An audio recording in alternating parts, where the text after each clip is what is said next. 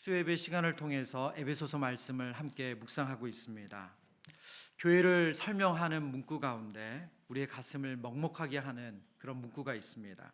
그리스도의 피로 세운 교회, 그리스도의 피값으로 사신 교회라는 표현입니다. 교회를 설명할 때 그리스도의 피값으로 사셨다, 그리스도로 피로 세우셨다, 이렇게 말씀합니다. 본문 13절 말씀, 이제는 전에 멀리 있던 너희가 그리스도 예수 안에서 그리스도의 피로 가까워졌느니라. 이제는 전에 멀리 있던 너희가 그리스도 예수 안에서 그리스도의 피로 가까워졌느니라. 이 말씀을 묵상하면서 복음을 전할 때 자주 쓰는 그 예화 중에 다리 예화라는 것이 있습니다. 특별히 우리 대학생 선교단체들이 복음을 전할 때 이 다리 예화를 많이 썼는데요, 하나님과 죄인된 인간 사이에 큰 간극이 생겼죠. 수렁이라고도 표현하기도 하고 넘을 수 없는 큰 간극이 생겼습니다. 인간이 어떤 노력을 해도, 예를 들어서 선을 행하는 노력을 해도, 혹은 다른 사람을 끊임없이 돕는 노력을 하고, 혹은 지식을 쌓아도 그 간극을 메울 수가 없습니다. 넘을 수 있는 다리를 만들 수 없다고 말하죠. 보통 이 다리 예화를 할 때 A4 용지 한 장을 가지고 그림을 그리면서 설명을 해요. 그리고 마지막에 설명합니다. 어떤 방법으로도 이 간극을 줄일 수가 없고 넘을 수가 없는데 유일하게 예수 그리스도의 십자가가 이 간극을 넘어갈 수 있도록 다리가 되어준다고 설명하죠. 죄는 하나님과 인간 사이를 누구도 건널 수 없는 간극을 만들어냈습니다.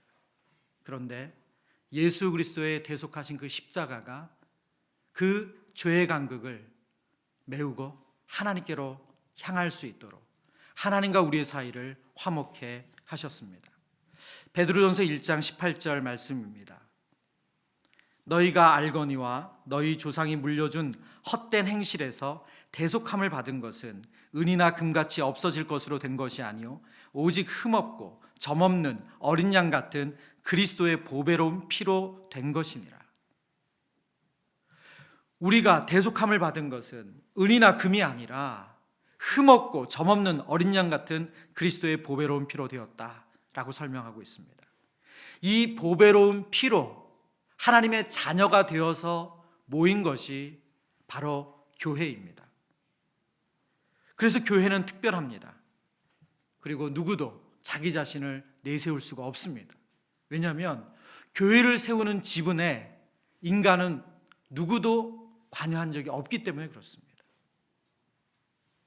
예수 그리스도의 전적인 은혜로 교회가 세워졌습니다. 저는 오늘 본문을 묵상하면서 하나님께서 우리에게 교회를 선물로 주셨는데 정말 이 교회가 어떤 곳인지 우리가 알기 원하고 그 교회 안에서 하나님 주시고자 하는 이 풍성함을 누렸으면 좋겠습니다. 그리스도의 피로 세워진 교회의 첫 번째 모습은 하나님을 아버지로 모신 가족 공동체입니다.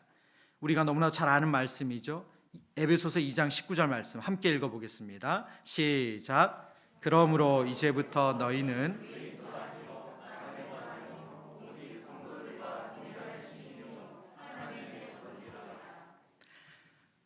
하나님의 권속이라, 하나님의 가족이라는 뜻입니다. 교회는 하나님을 아버지로 모신 가족 공동체라고 성경이 아주 분명하게 말씀하고 있죠. 사실은 이 말씀을 우리 성도님들 자주 들으셔가지고 하나님의 권속이라는 것, 하나님의 가족이라는 뜻이 그렇게 대단한가? 이렇게 들으시겠지만 사실 이 본문이 쓰여진 당시를 생각하고 그리고 이 본문의 배경을 생각한다면 이건 너무나도 큰 의미입니다. 왜 그러냐면 당시 유대인들이 생각할 때 이방인들은 요즘 아이들 표현으로 무시한다고 할 때 뭘 붙이죠? 정말 개처럼 여겼습니다. 그 사람들은 인간 취급을 하지 않았어요. 실예로 갈라디아서 2장에 보면 2장 11절 말씀입니다. 게바가 안디옥에 이르렀을 때 책망받을 일이 있기로 내가 그를 대면하여 책망하였노라. 야고보에게서 온 어떤 이들이 이르기 전에 게바가 이방인과 함께 먹다가 그들이 오매 그가 할례자들을 두려워하여 떠나 물러가매. 13절입니다. 남은 유대인들도 그와 같이 외식함으로 바나바도 그들의 외식에 유혹되었느니라. 12절 한 번 더 보여주시겠어요? 12절에 제가 색깔을 넣었는데요. 게바가 이방인과 함께 먹다가 그들이 오매 그가 할례자들을 두려워하여 떠났다라고 말합니다. 이게 어떤 상황이냐? 베드로가 이방인 그리스도인들, 예수 그리스도를 믿어서 이제 그리스도인이 된 신자들과 함께 식사를 하고 있었어요. 그런데 저 멀리서 유대인 그리스도인들이 옵니다. 할례를 주장하는 유대인 그리스도인들이 오죠. 그들에게 무슨 소리 들을까봐 겁나서 같이 잘 식사하고 있다가 황급히 일어나서 도망갔다는 거예요. 이거를 오늘 뭐라고 표현했습니까? 바울은 외식이다, 이렇게 표현했어요. 그리고 그 영향을 받아서 여러 유대인 그리스도인들이 게바가 저러네? 그럼 우리가 뭔가 잘못했구나, 이렇게 하면 안 되는구나 하는 이런 유혹을 받았다는 거예요. 여러분, 지금 베드로가 이때가 예수님 부활하기 전이 아니에요. 예수님 부활 승천하신 이후에 성령의 강림 사건을 경험하고 나서 복음을 담대히 전하고 초대교회의 중추적인 역할을, 그리고 담대히 복음을 전할 때입니다. 말하자면 완전히 변화된 사람이죠. 근데 변화된 베드로가 말하자면 교회 안에서 성도를 가리는 거예요. 너무너무 미숙한 모습을 보이는 거죠. 왜요? 왜 이럴 수 있었을까요? 바로 평생을 그렇게 살아왔기 때문에 그래요. 그러니까 유대인들에게 이방인은 같이 상종할 수 없는 사람들이에요. 같이 밥을 먹는다? 상상할 수가 없었어요. 왜냐하면 그건 정결 예식에 맞지 않기 때문에 그렇습니다. 그렇게 평생을 살아왔어요. 성령 안에서 변화가 됐어요. 하나님의 형상대로 지음받은 똑같은 사람들이다 라는 것을 머리로 알고 그렇게 인정하고 그렇게 행동하며 살았어요. 그런데 갑작스럽게 유대인 그리스도인들이 나타나니까 저 사람들이 나를 어떻게 볼까, 그런 마음에 황급히 자리를 뛰쳐나갔다는 거예요. 이게 바로 유대인과 이방인들의 관계예요. 이런 맥락 속에서 오늘 본문을 봐야 됩니다. 오늘 에베소서 2장 14절 말씀을 표준 세번역으로 읽어보겠습니다. 그리스도는 우리의 평화이십니다. 그리스도께서는 유대 사람과 이방 사람이 양쪽으로 갈려 있는 것을 하나로 만드신 분이십니다. 그는 유대 사람과 이방 사람 사이를 가르는 담을 자기 몸으로 허무셔서 원수된 것을 없애시고 라고 말씀하고 있습니다. 그리스도의 피는 하나님과 우리의 막힌 담을 허무셨을 뿐만이 아니라 죄인과 죄인된 우리 사이의 벽도 허무셨어요. 오늘 본문을, 이 말씀을 들은 유대인과 이방인들 사이에 그들에게 너무너무 높은 장벽이었던 이 장벽을 예수님께서 그 피로 허무셨다고 오늘 성경은 말씀하고 있습니다. 그래서 너희가 하나님의 권속이라는 이 말이 이제 가족이 되었다, 한 식탁에 앉을 수 있게 되었다, 한 집에 거할 수 있게 되었다, 한 길을 걸어갈 수 있게 되었다, 이 말이 그렇게 작은 선언이 아닙니다. 요한복음 13장 말씀인데요, 요한복음 13장 35절, 새 계명을 너희에게 주노니 서로 사랑하라. 내가 너희를 사랑한 것 같이 너희도 서로 사랑하라. 너희가 서로 사랑하면 이로써 모든 사람이 너희가 내 제자인 줄 알리라. 예수님께서 유언처럼 마지막에 십자가 달리시기 전에 제자들에게 주신 말씀입니다. 예수님이 남기신 교회의 모습, 예수님이 남기신 신앙 공동체의 모습이 어떠해야 되는지를 알려주신 말씀이죠. 어떤 공동체라고 말씀하고 있습니까? 사랑하는 공동체래요. 여러분, 가족의 가장 큰 특징이 뭡니까? 사랑이에요. 예수님은 우리에게 교회를 맡기시면서 그 교회는 사랑하는 곳이다 말씀하고 있습니다. 분명히 교회는 진리를 전해서 그 진리를 통해서 영혼을 구원하는 곳이 맞습니다. 근데 그 진리의 핵심이 뭐죠? 하나님 사랑이고 그리스도의 사랑입니다. 근데 그 진리를, 핵심 사랑인 그 진리를 전하는 교회가 사랑이 없다, 그것은 교회로서 부족한 것이죠. 여기에 우리의 기도 제목이 있습니다. 이제 교회를 세워가는 저희들에게 하나님 어떤 교회가 되기를 우리가 하나님 앞에 기도해야 될까요? 오늘 성경은 교회는 가족이라고 말합니다. 사랑이 가득한 가족이죠. 그런 교회가 되도록 기도해 주셔야 돼요.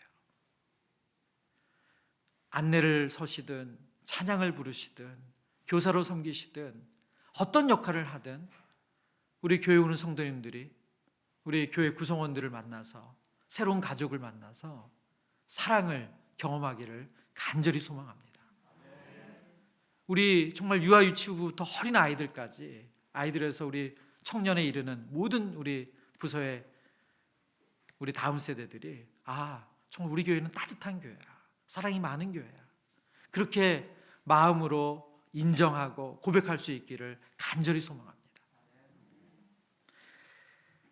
근데 참 안타까운 것은 이렇게 하나님의 가족 공동체인 교회가 사랑을 드러나야 되는데 사랑 없음으로 인해서 우리가 많이 아파하고 있습니다.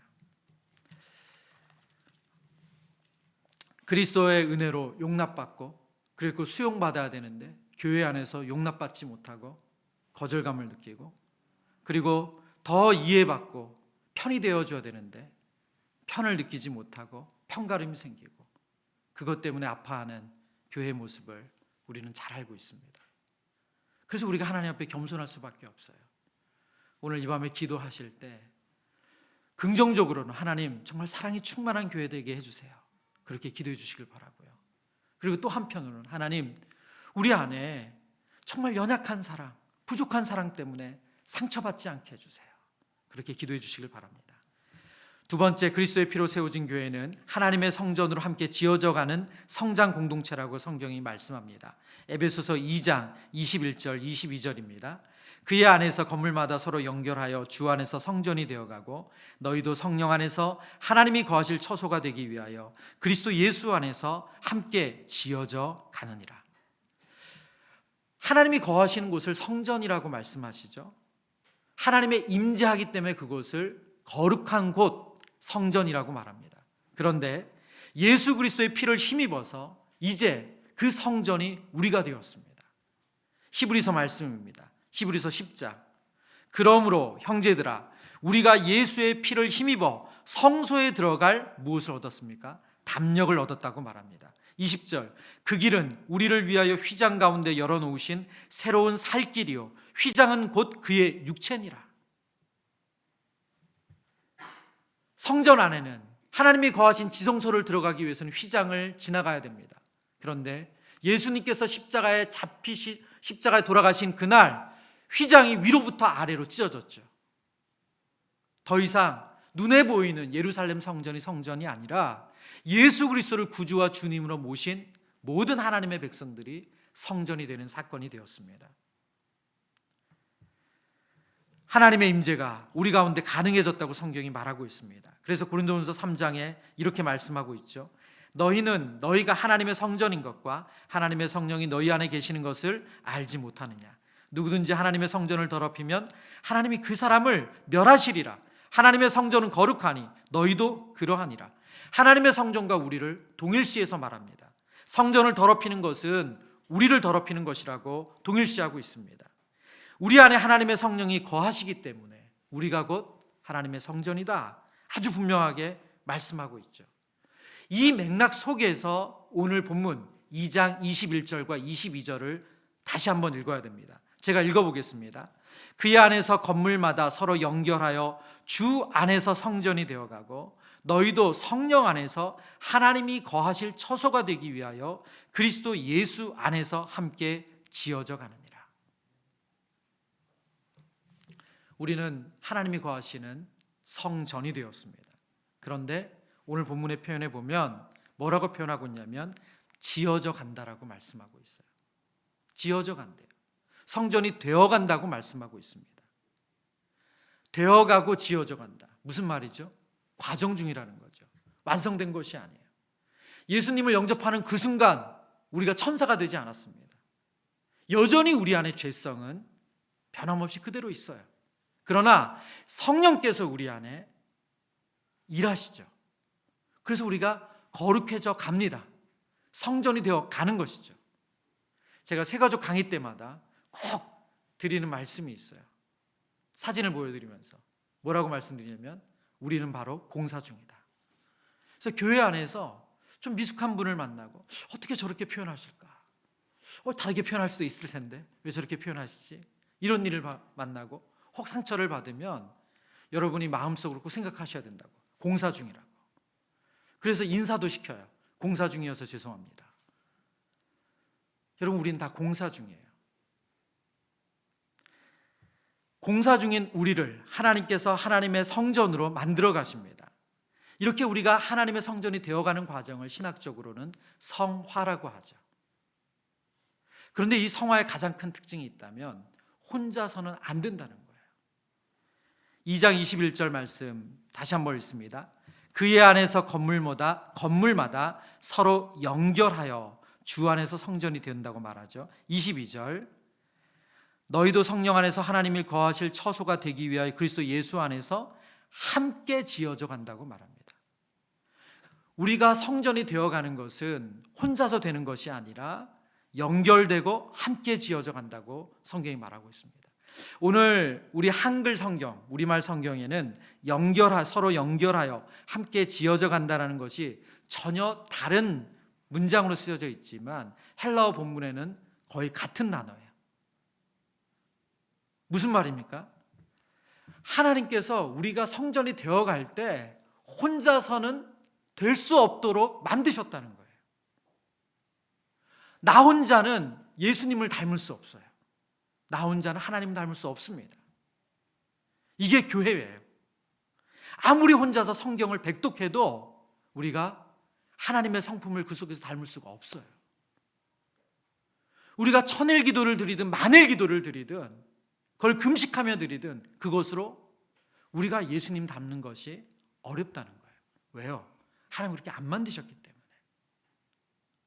교회 안에서 부대끼고 교회 안에서 사랑하기 위해서 애쓰고 그 사랑을 품게 해달라고 기도하고 그리고 교회 안에서 내 사랑을 주고 그러면서 우리는 지어져 갑니다. 그게 오늘 성경이 말하는 교회의 모습이에요. 저는 우리 사랑하는 성도님들이 저희 교회 안에서 이런 은혜 누렸으면 좋겠습니다. 특별히 이 은혜를 가장 가까이서 누릴 수 있는 곳이 다락방이죠. 그래서 이번 주부터 다락방이 개강하는데요. 혹시 다락방에 소속되지 않은 분이 계시다면 꼭 다락방에 소속되었으면 좋겠습니다. 이 함께 지어져가는 은혜, 이 은혜를 누리셨으면 좋겠어요. 말씀을 묵상하는데 교회의 두 번째 모습은 이 성장하는 공동체잖아요.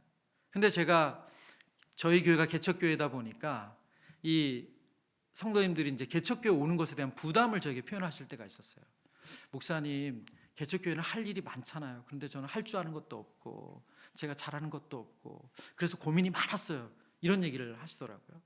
그리고 또 어떤 분들은 오랫동안 작은 교회에서 봉사하면서 이게 정말 이른 아침부터 늦게까지 봉사하면서 되게 힘들었던 그런 추억이 있다 보니까 큰 교회에서 이렇게 막 잘 누렸는데 다시 작은 교회를 간다고 그러니까 뭐 트라우마처럼 너무 마음이 힘든 거죠.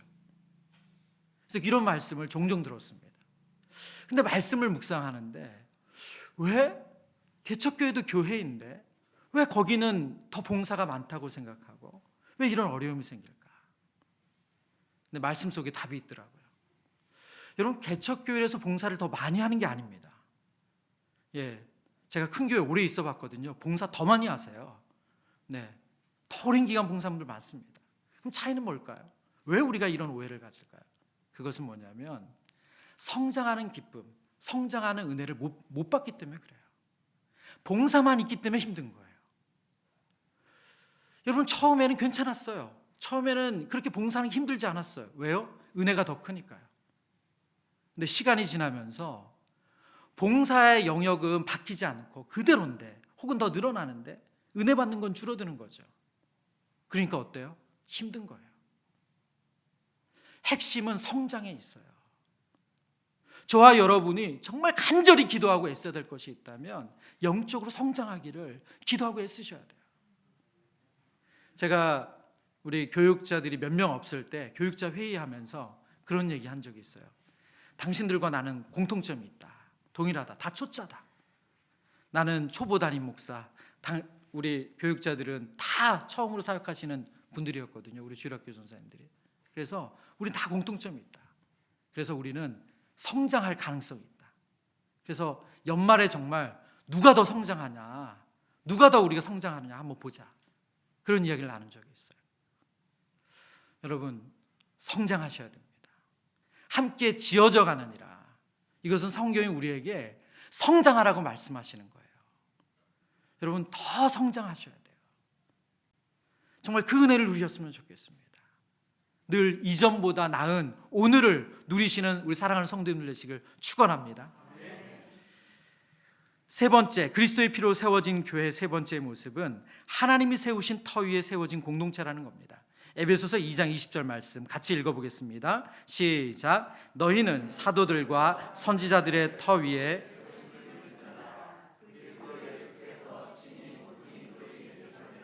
아멘. 이 본문의 사도들과 선지자들을 달리 보는, 사도와 선지자는 완전히 다르다 보는 의견, 견해가 하나 있고요. 또 같은 대상이라고 보는 그런 견해도 있습니다. 그러나 이 둘을 같은 대상으로 보든 다른 대상으로 보든 과 채택하든 상관없이 변하지 않는 것이 있는데, 이들은 하나님의 말씀을 전했고 그 말씀대로 살았고 그 말씀을 삶으로 증거했던 사람들이라는 겁니다. 말하자면 하나님의 말씀 위에, 하나님의 말씀을 산 그 순종 위에 교회가 세워졌다라고 성경은 말하고 있습니다. 우리 시편 118편 22절 제가 읽어보겠습니다. 건축자가 버린 돌이 집 모퉁이의 머릿돌이 되었나이다. 오늘 본문과 연관되는 말씀인데요, 이것은 오실 예수님의 예언을 한 구절 중에 하나입니다. 건축자의 버린 돌이 모퉁이의 머릿돌이 되었다. 머릿돌이란 건 주춧돌을 말하죠. 그 건물을 지탱하기 위해 필수적으로 요구되는 기초석을 말합니다. 바로 예수 그리스도, 머릿돌 대신 예수 그리스도 위에 교회가 세워졌다는 것을 오늘 성경이 말씀하고 있습니다. 저는 이 에베소서 2장 말씀을 너무너무 좋아하거든요. 그래서 이 말씀을 신방할 때 참 많이 전했습니다. 근데 오늘 설교를 준비하면서 저에게 하나님께서 이 구절을 정말 선물로 주셨어요. 이 구절을 읽으면서 자유함이 생겼어요. 어떤 자유함이냐? 여러분, 우리는 새로운 것을 만들어내는 공동체가 아니에요. 교회는 사도들의 터 위에, 선지자들의 터 위에 예수 그리스도의 그 머릿돌 대신 그 위에 세워진 교회예요. 말하자면 우리는 없는 것을 만들어낼 부담을 가질 이유가 없습니다. 하나님께서 우리에게 알려주신 이 말씀 위에서 이 말씀을 전하고 살아내는 것, 그것이 우리가 할 일이에요. 여러분, 별로 자유함이 안 느껴지네요. 여러분, 교회가 좋은 소문이 나야 하는 이유 왜일까요? 우리 교회 좋아, 이 소문이 나야 하는 이유는 왜일까요? 그것은 복음이신 예수 그리스도를 잘 전하기 위함입니다. 그 이유밖에 없어요. 여러분, 교회가 좋아서 뭐 하겠어요? 여러분, 우리 교회 좋아, 그거 가지고 뭐 하실 거예요? 그 이유는 단 하나예요. 복음이신 예수 그리스도를 잘 전하기 위해서 교회가 좋은 소문이 나면 그 복음을 잘 전할 수 있기 때문에 교회가 좋은 소문 나야 되는 거죠. 그 이유밖에 없어요. 우리 주일학교가 좋아, so what? 그래서 어쩌자고요? 그거 자랑할 게 됩니까? 우리 예배당 좋아, 여러분 그거 자랑해서 뭐 하실 거예요? 우리 교회 찬양 좋아, 그거 자랑해서 뭐 하실 거예요? 교회는 사도들과 선지자들의 터 위에 세워졌어요. 그들이 말씀을 통해서 증거한 그 복음 위에 세워졌어요. 교회는 반석이신 예수 그리스도 위에 세워졌어요. 우리를 증거하는 게 아니에요. 우리를 드러내는 게 아니에요. 그게 교회가 아니에요. 저는 이 말씀을 묵상하는데 하나님께서 제 어깨에 누구도 지워주지 않은 그 짐을 가져가 주신 정말 그런 자유함이 있더라고요. 제가 뭘 증명할 이유가 없어요. 왜요? 성경이 증명하고 있잖아요. 저는 그것을 누리고 그걸 전하기만 하면 돼요. 여러분, 그게 교회예요. 여러분 수원 꿈꾸는 교회를 위해서 기도해 주실 때 우리 교회 좋은 교회 되기 위해서 기도해 주시는 건 너무 좋지만 그 목적은 바로 성경이 말씀하신 그 복음을 잘 전하기 위한 거지. 우리 교회 좋다는 소문 나서 그거 가지고 뭐에 쓰겠어요? 여러분, 이단과 건전한 교회를 구분하는 그 구분 중에 하나는 정통성입니다. 정통성. 그럼 그 정통성을 가졌다는 것을 어떻게 하는가? 보통 세 가지로 설명을 해요. 정통성의 첫 번째는 성경을 근거하는가. 그 교회는 진리의 말씀, 성경에 근거한 말씀을 전하는가. 이게 정통성의 첫 번째입니다. 두 번째는 신조라고 말하는 신앙 고백이에요. 그동안 기독교 역사 가운데 만들어온 우리 사도신경과 같은 그런 신조, 바른 신조, 믿음의 신조가 있는가, 거기에 벗어나지 않는가 하는 게 그 교회가 정통성을 가졌는가를 보는 겁니다. 세 번째는 역사성이에요. 역사성. 이 세 가지에서 벗어나기 시작하면 그 교회를 이단으로 볼 수가 있어요. 성경에서 말씀하지 않은 것을 이야기한다든지, 기독교 역사의 신조와 다른 얘기를 한다든지, 그리고 교회의 역사와 다른 길을 가려고 한다고 하면 그 교회는 이단입니다. 사도들의 터 위에, 선지자들의 터 위에, 머릿돌 대신 예수 그리스도의 터 위에 세워진 교회, 이게 정통성을 가진 교회예요. 우리 교회가 그런 교회 되기를 기도해 주셔야 됩니다. 여러분이 어떤 교회가 건강한 교회인가를 볼 때 이런 기준을 가지고 보셔야 돼요. 그래서 위험한 거는 이런 게 위험한 거예요. 어디서도 들을 수 없는 말씀을 우리 교회에서 들을 수 있다. 이거 되게 위험한 말이에요. 그건 무슨 말이죠? 정통성을 거부하는 거예요. 상당히 위험한 말이죠. 아무리 그 교회, 그 공동체 사람들이 그것을 좋아한다고 해도 그것은 되게 위험한 말이에요. 교회는 정통성 위에 세워져야 돼요. 사도들의 터 위에, 선지자들의 터 위에, 머릿돌 대신 예수 그리스도의 터 위에 세워지는 것이 교회입니다. 오늘 말씀을 통해서 하나님께서 피로 값주고 사신, 예수 그리스도의 피로 값주고 사신 교회의 세 가지의 모습을 알려주셨어요. 첫 번째는 어떤 모습입니까? 교회는 어떤 교회예요? 가족 공동체입니다. 교회는 하나님의 가족이에요. 교회에 들어가면 따뜻해야 돼요. 사랑이 느껴져야 돼요. 여러분 은혜를 구하시면서 애쓰셔야 됩니다. 혹시 여러분 표정 보시고 내 표정은 좀 싸늘하다는 이런 인상이 있다 이러신 분들은 오늘부터 기도하셔야 돼요. 성령으로 펴주세요. 이렇게 막 여러분 기도하셔야 됩니다. 네, 저도 저희 아이들이 가끔 제가 이렇게 밤이 되면 인상을 이렇게 쓰고 있나 봐요. 이게 미간이 이렇게 해서 영상을 모니터해 주면서 그래요. 아빠 제발 인상 좀 쓰지 마. 저 화난 거 아닙니다. 여러분 정말 기도하셔야 됩니다. 우리 사랑하는 성도들에게 우리가 하나님의 사랑을 보여주는 그런 하나님의 가족 공동체가 되도록. 두 번째는 바로 성장하는 공동체예요. 함께 지어져가는 공동체입니다. 날마다 새로워지는 공동체. 그래서 성숙해져가는 공동체. 여러분 그래야지 봉사가 짐이 아니에요. 봉사가 짐이 아니에요. 성장하는 기쁨이 더 크면 봉사는 즐거움입니다. 그 은혜 누리시길 축원합니다. 세 번째는 바로 사도들의 터 위에, 선지자들의 터 위에, 머릿돌 대신 예수 그리스도의 터 위에 세워진 정통성 있는 교회예요. 그런 교회가 되기를 기도해 주시길 바랍니다. 그리고 그 교회를 누리시는 우리 사랑하는 성도님 되시길 축원합니다.